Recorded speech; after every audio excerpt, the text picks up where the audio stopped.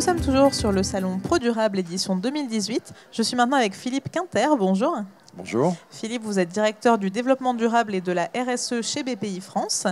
Est-ce que vous pouvez commencer par m'expliquer les actions de BPI France en termes de RSE et de développement durable? Oui, bien sûr. Alors nous, chez BPI France, la RSE est totalement synonyme de création de valeur pour les entreprises dans le cadre d'un accompagnement, qui les aide à grandir, à mûrir, etc. Nous, on s'appuie sur 3 leviers en fait, principaux pour faire en sorte de pousser les sujets de responsabilité sociétale des entreprises. Donc le premier volet, c'est d'intégrer dans nos équipes des analyses ESG, environnement, social, gouvernance. Donc quand on étudie un dossier, on intègre effectivement ces données pour regarder l'entreprise. Ensuite, on a des administrateurs qui siègent dans des conseils et dans des sociétés où nous avons des participations.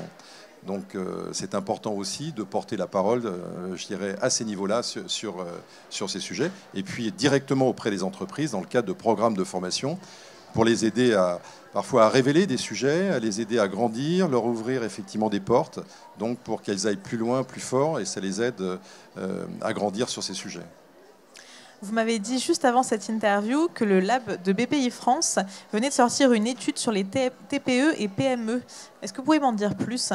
Oui, alors ça c'est un sujet qui est extrêmement intéressant parce que nous avons interrogé avec le lab, c'est le lab de BPI France qui chaque année réalise un certain nombre d'études. Cette étude, dont le nom est Une aventure humaine, PME et ETI, la RSE, nous avons interrogé 35 000 entreprises et 1200 ont apporté des réponses extrêmement riches sur ce qui constitue une photo, en fait, à l'instant T, de la manière dont est prise en compte la RSE au sein de ces entreprises. On parle souvent des plus grandes, mais là, c'est une photo qui donne l'état des lieux à un moment donné et à partir desquels on peut en tirer des enseignements. Concrètement, comment vous accompagnez les entreprises dans leur démarche RSE? Est-ce que vous avez des exemples?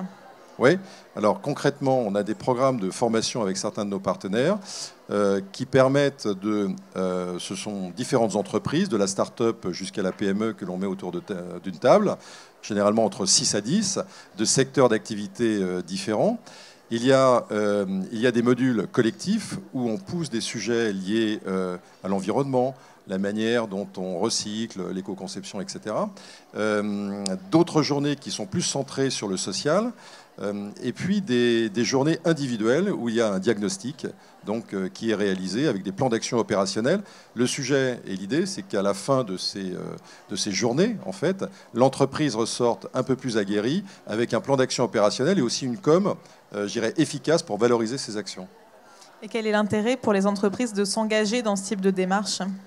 L'intérêt est extrêmement concret et très business, puisque nous, je vous rappelle, RSE égale business et création de valeur.